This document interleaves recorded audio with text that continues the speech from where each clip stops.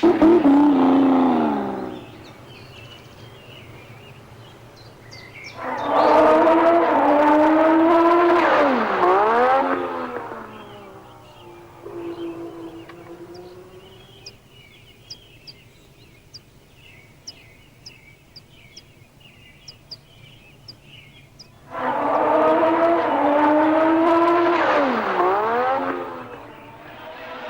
difference between our sport and other sport is that the public can't see the real work we do in the car from the point of view of arms, of legs, of eye movements, and that's a shame. And it's because of this it will remain a myth. The Formula One driver is someone that you can't get near to, because one doesn't really see him at work.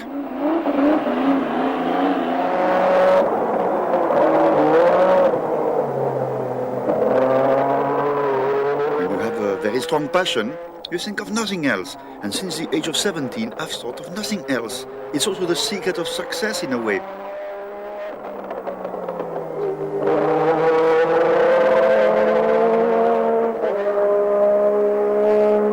What are the main differences between the 70s when you drove a Formula One and now?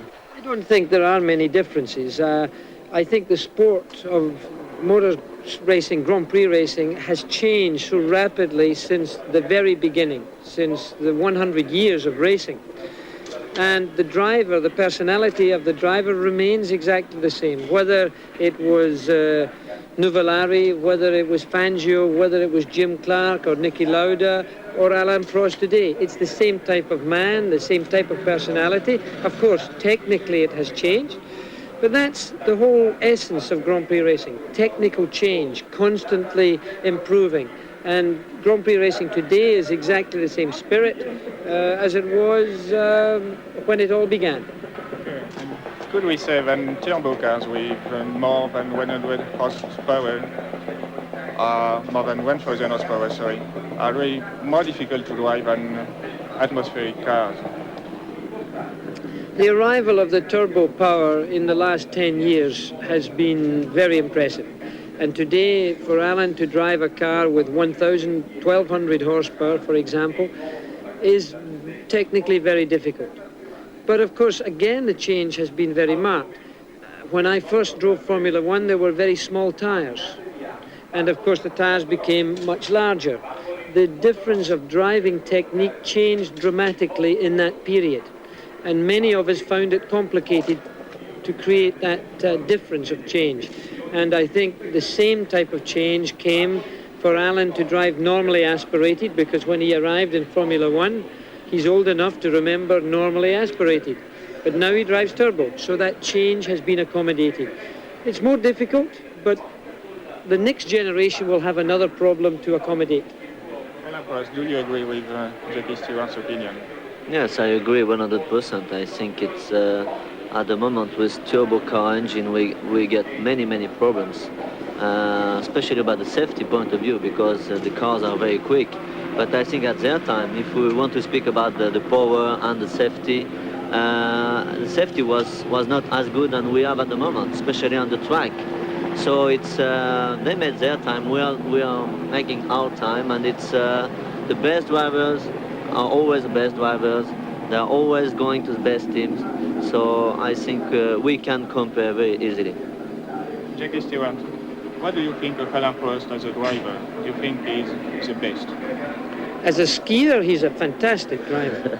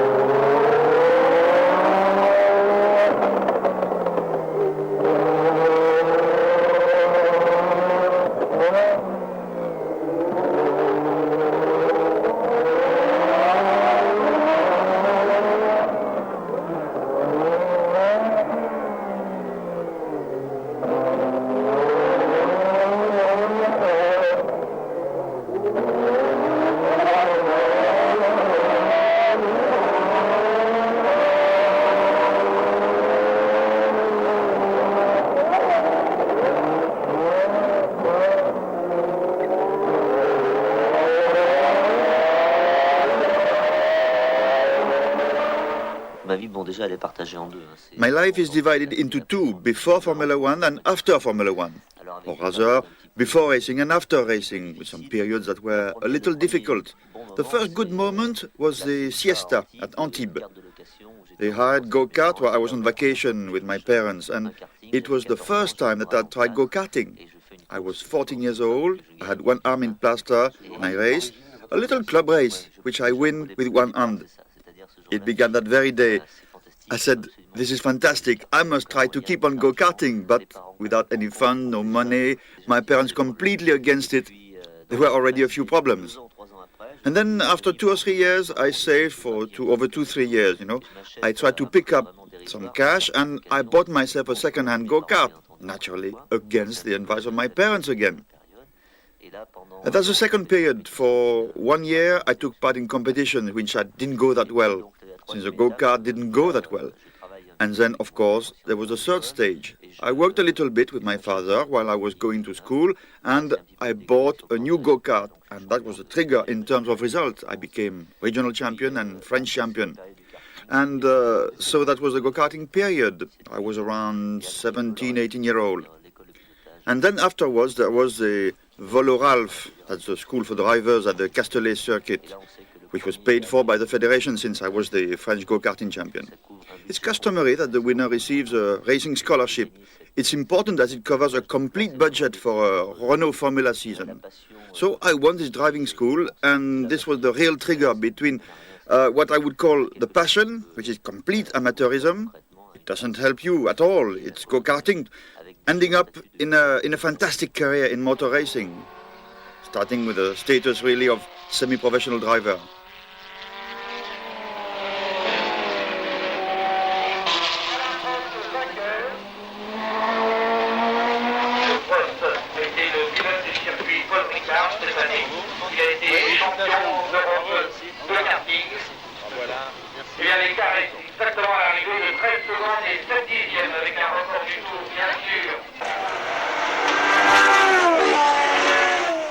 I learned a lot, mostly physically at first, because it is very hard physically. First of all, the circuit is very bumpy, very dangerous too. So I also learned to be a little bit outside the limit, because with a car that is quite difficult to drive, it's very hard to beat the limit on a circuit like this. You risk leaving the road, or you can really hurt yourself badly. I had the impression of racing Formula One for the first time, because the previous year I didn't have a very competitive car. And so I realized immediately that the car had enormous qualities and enormous potential, and that gave me a great pleasure. Not only to drive in a competitive car, I felt I had the means to develop it, to make it progress. It was encouraging for the future.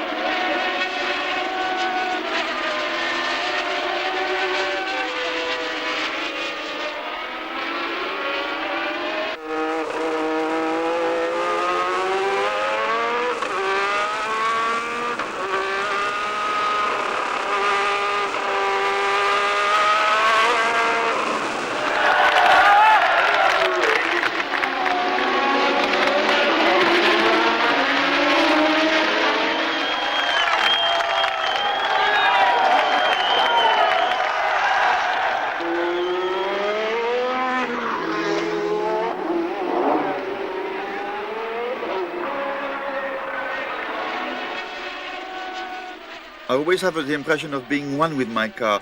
I don't know how to say it. It's not like a person or a human being, but it's like these animals, dinosaur or something. In reality, it's frightening and leave you open-mouthed. It's impressive. It's the same for me with my car. It's something very dangerous, but I try to dominate it, because often it dominates me. The relationship is a little bit bizarre. For me, it's a duel. It's something fantastic.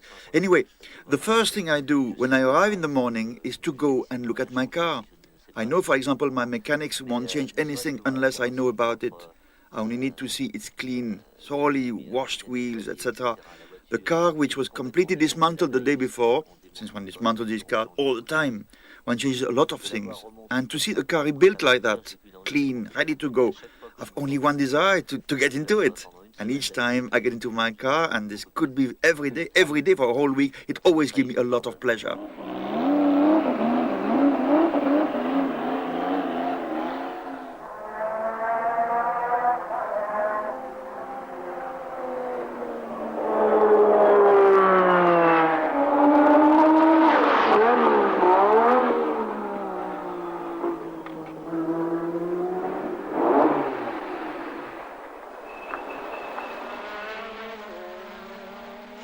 The rapport with the team is very, very complex. It's very difficult to explain, you know.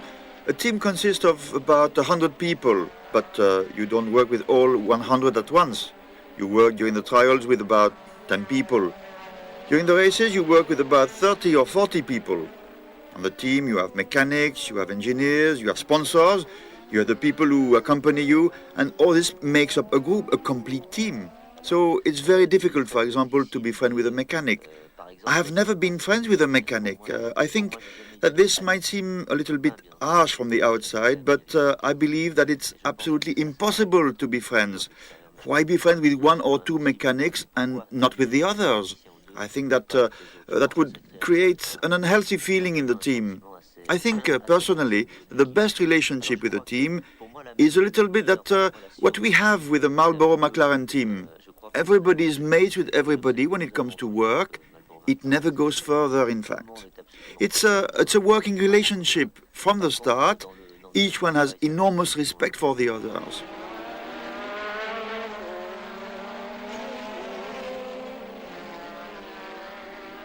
I have enormous respect for the mechanics. Really, I would do anything for them. But really, I'm not the type to go and tap them on the shoulder and ask them how they are doing. You know what I mean?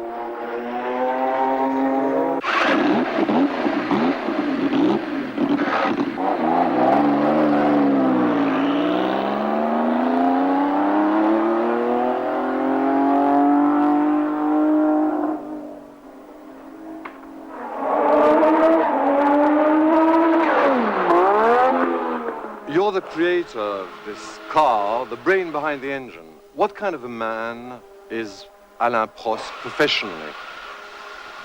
He's completely dedicated. That's the first thing that comes across when you work with him. And he's obviously an exceptionally talented driver. He has a natural driving ability. That natural driving ability allows him to operate in a more relaxed way in the car. And so I think for me, at the moment, he is the complete driver in Formula One. Some drivers seem to be very romantic and take a lot of chance. He gives the impression of being classical, cool.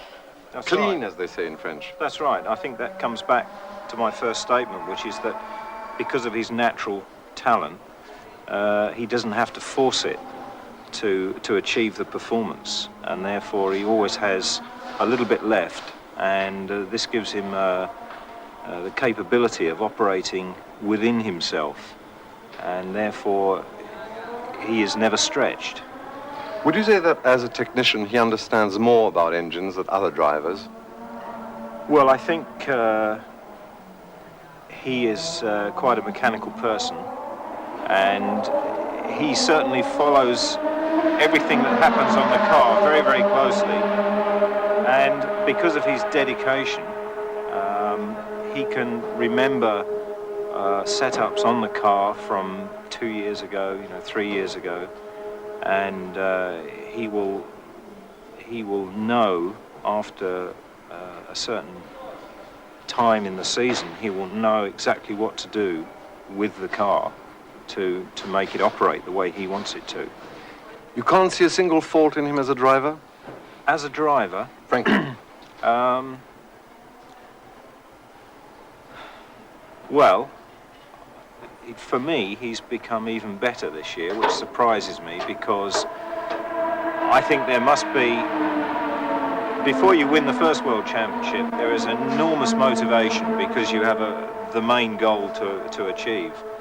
And I'm always surprised when people have the same drive afterwards. We've seen people going flat after. Yes, and I feel it's a natural reaction because of the pressures of Formula One, the effort that it takes. The natural reaction is to just relax a little bit.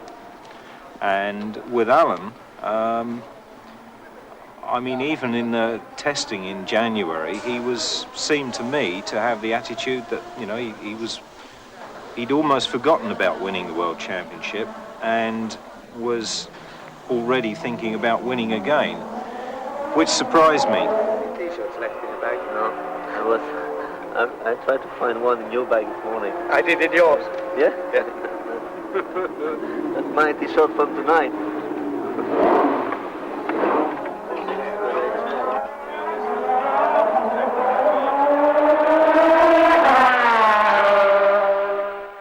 There are two sorts of competitors. There is the opponent in another team and the co-driver who is also a competitor, and he is often the most formidable because it's the rating, it's the way you rate in relation to another driver, and he drives the same car. So it's with him that is the most difficult, and it's with him, in fact, Niki Lauda, with whom I've had the best friendship.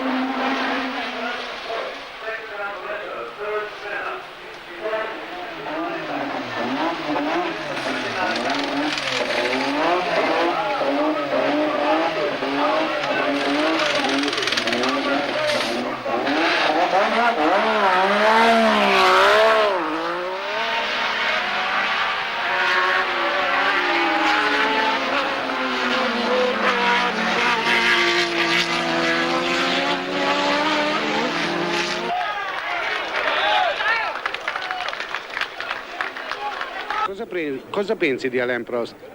I know him very well because I've driven with him many years, and I think he's one of the best in Formula One. Tu hai parlato di Prost pilota, di Prost uomo? I never had a problem with him. I always liked him as a person and as a pilot, and I think it will never change.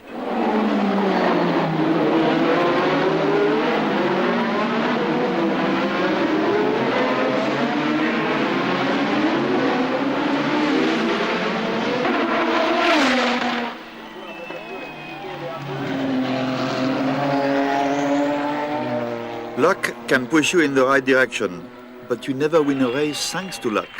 If you win, it's perhaps because the others have a little less luck than you, or they've had some problems, or their car isn't as well prepared, etc. But you never win a race thanks to luck. But I think from time to time, between two drivers, between two teams, overall, not over one race, but over a season, over a career even, there are drivers who are a little bit more lucky, it's true, or who have a little bit more success, but it counts very little.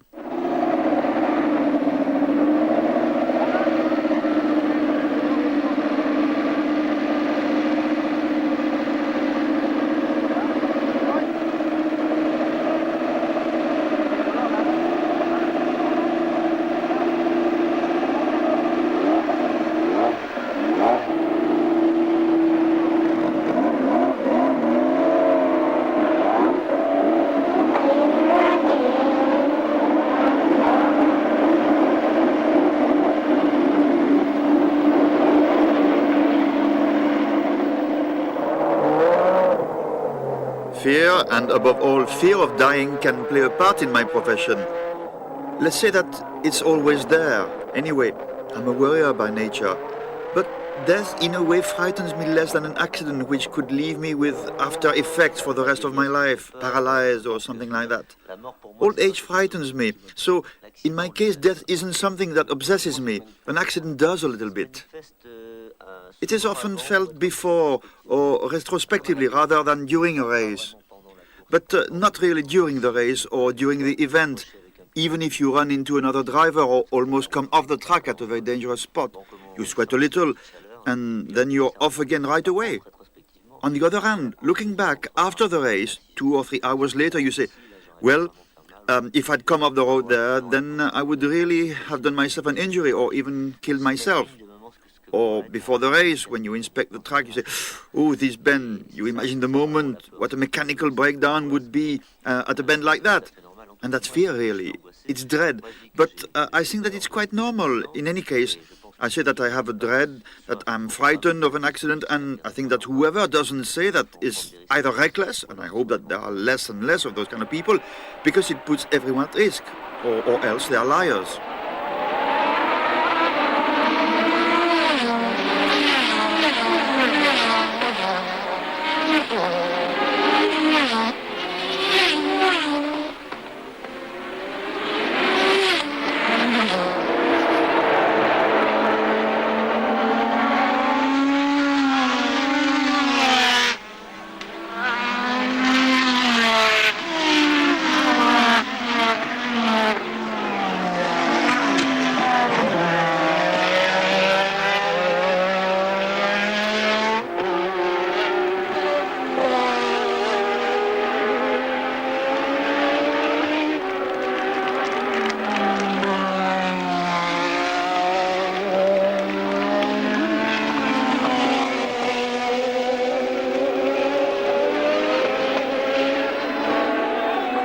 I have already asked myself, what am I doing here? I could retire.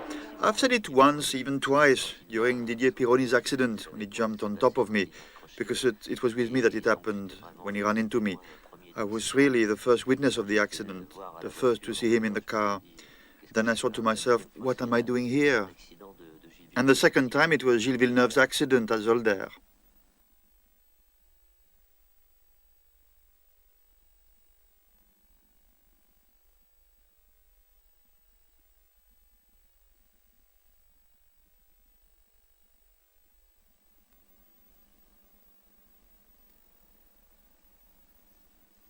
The next day, I raced almost as usual, because I think that deep down we aren't...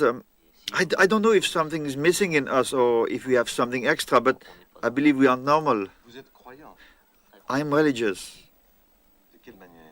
I'm a believer, you know. I'm a Catholic, of course.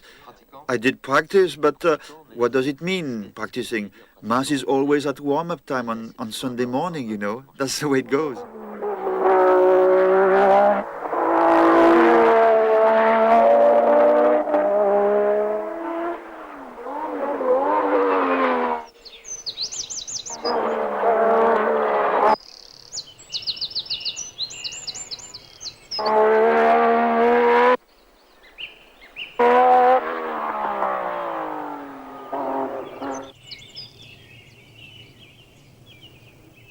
My preparation, always difficult really to explain because there really isn't anything precise. For example, someone who does athletics, since I have done a bit myself, or even football, they always do their training either in the evening or on Monday, on Wednesday, or on Friday. It's all programmed. Everybody is there for them.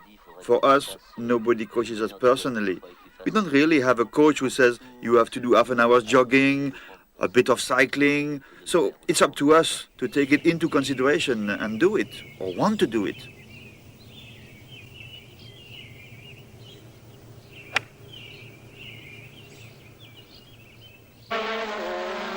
I don't want to project an image of myself at all.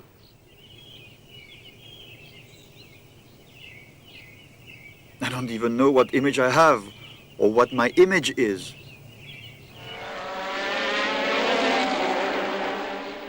But I think that on a personal level, when I'm with friends, I like to laugh a lot. I can even drink quite a bit, you know. It happens. And That certainly is not the image that I have with the trade press, with people who know me as a driver.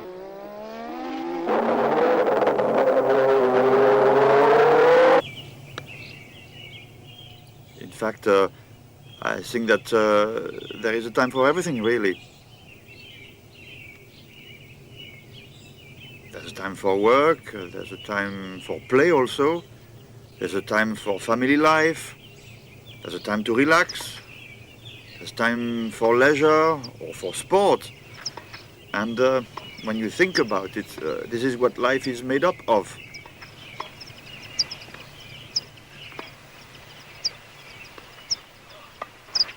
C'est génial, tu joues vraiment de plus en plus mal, hein. C'est vraiment pas de chance. Hein.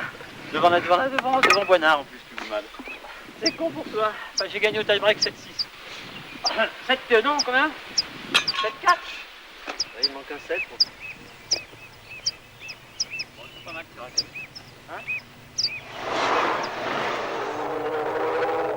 The best preparation, in fact, is to detach.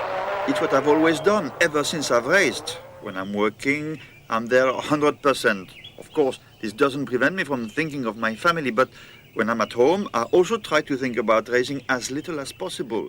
You have to think about it because there's always work to do, if only calling the factory, talking things over with the engineers, dealing with the next race, tuning the cars. You have to think about it, but when I'm at home, I disconnect completely. For instance, neither my wife nor my son normally talk to me about motor racing. Whether I win or lose, normally when I get home on Sunday evening or Monday morning, it's over. You have forgotten everything, you are thinking about the next race. It's a question of organization. But in any case, it has nothing to do with the thought process of the race, although that can happen. I'm not obsessed by the race, certainly not when I'm at home. And this is very important because it allows me to unwind, to concentrate on something else and not think of all the problems I could have. Since settling down here especially, I feel as if I've separated my private life and my life as a racing driver even more.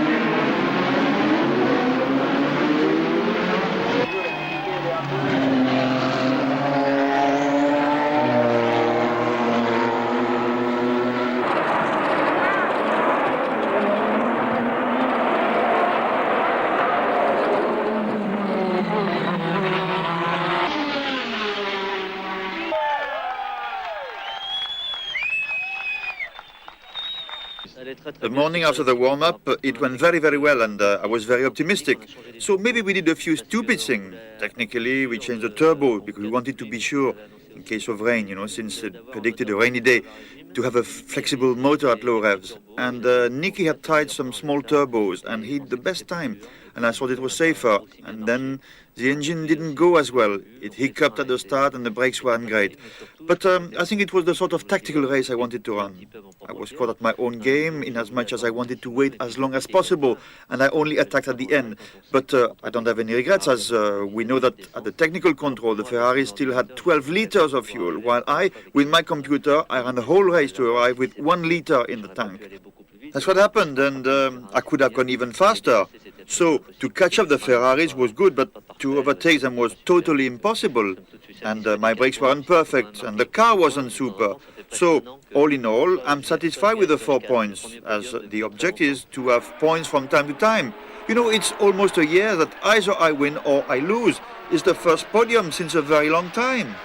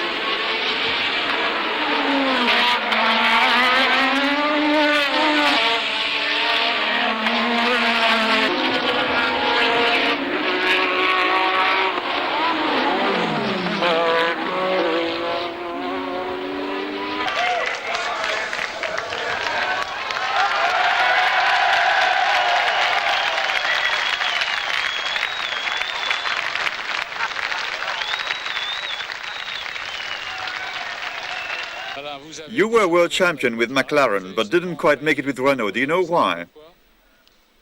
I have always known why. I have never tried to hide from it. And I've always come out and said why we weren't world champion. But I think, unfortunately, that they haven't learned the lesson from that failure. I have thought that for so long that Renault should have been world champion, twice at least, notably in 1982 and in 83. Everything that I've said to do with Renault is because I wanted to win the world championship with them. And that's always been my great regret, not to have been world champion with the French stable. It's not yet lost for me, but I think that for them it will be very hard, even if they want to make a comeback, which I hope they will do. Perhaps in a year or two, one doesn't know.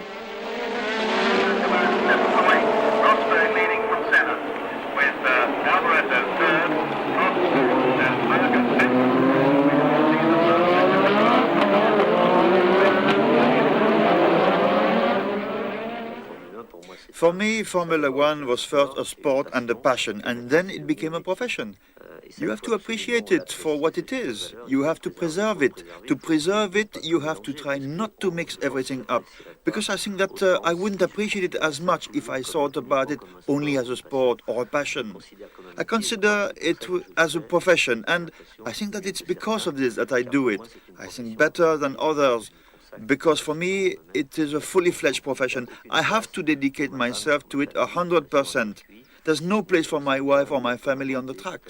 Perhaps on a few where she can bring me a certain balance, but it's very rare.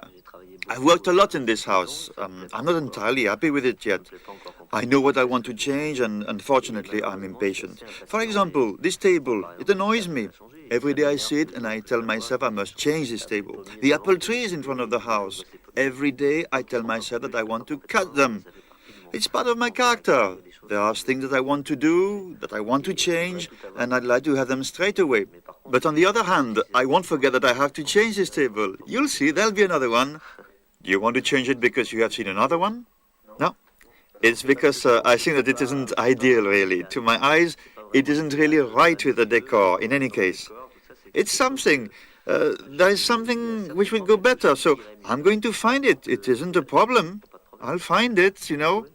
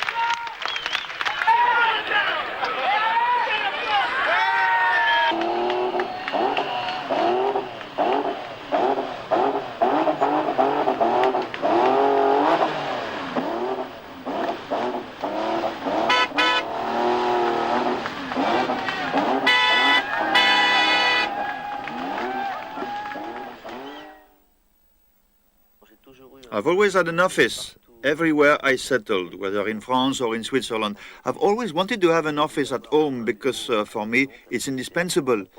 It's a place where I work, where I take my phone call, do my papers. I'm not just a Formula One racing driver. I have activities outside the sport. I have to have an occupation other than that of a normal Formula One driver, and for that I need an office. But this office is something completely different. It's part of the house. It's just below my bedroom and it's completely isolated, which means that when I want to get away from everyone, even those who are part of the house or guests, I go to my office. I can work quietly and I have everything I need to be comfortable. I have a sitting room, a television, a bathroom, a small gym, and I can isolate myself and concentrate on whatever I want. It's really a refuge, which is very important for me. Even at home, I like to be on my own from time to time. But it's nothing extraordinary. There aren't any big trophies or souvenirs. I'm not keen on collecting trophies. For a long time, I gave them to my family, to my parents. And now, since '84, I've been giving them to McLaren. They look after them for me. And even if I regret it one day, for the time being, at least, I don't think much about it, you know. And that's the way I organize myself. There are only some helmets here, which all mean something. And that's why I have them, in fact. This one is the helmet I use when I work with Renault, and it represents an era. This one, still with Renault, and that was in Dijon, my first victory. And this is the one with which I was world champion at Brandsatch in 1985. It is certainly the most important to me. And then this one is the first victory with McLaren. And then 2 or 3 pictures. They symbolize a part of my career. Brandsatch in 1984 with Niki Lauda. And he was certainly the best co-driver I've had, at least the one with whom I got on the best. It's a photo which is at the same time a symbol. We are both in front of our cars. I like it a lot, really. 1984, the victory in Brazil. And then this photo of the whole McLaren team in 1984 after the first World Championship title. Certainly one of my best seasons, even if it wasn't crowned with the title. From the point of view of the atmosphere, it was fantastic, really. I can tell you.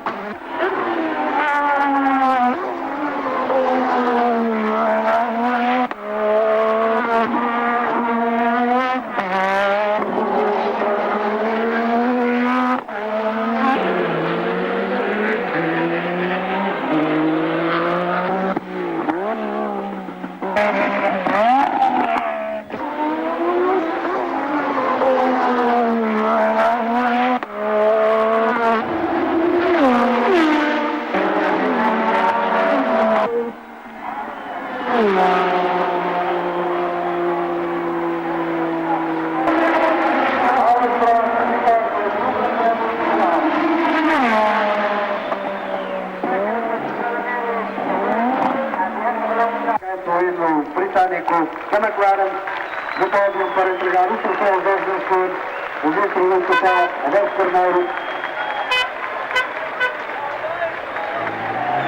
o Ministro do Comércio e Turismo, Ferreira do Amaral.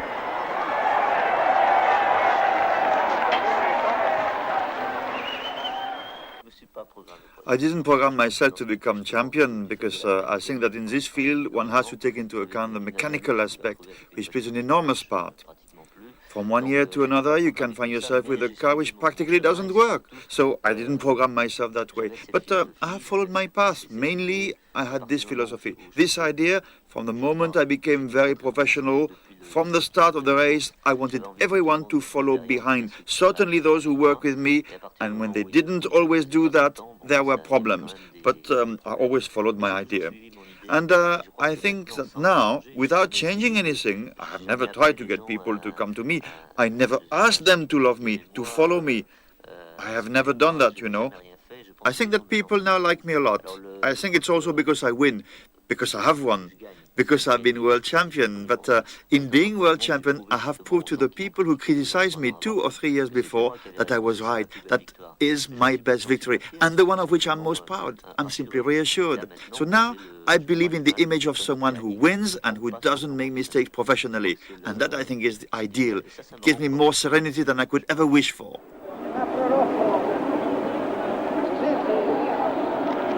Man so slow. No, he hasn't. It's not too slow.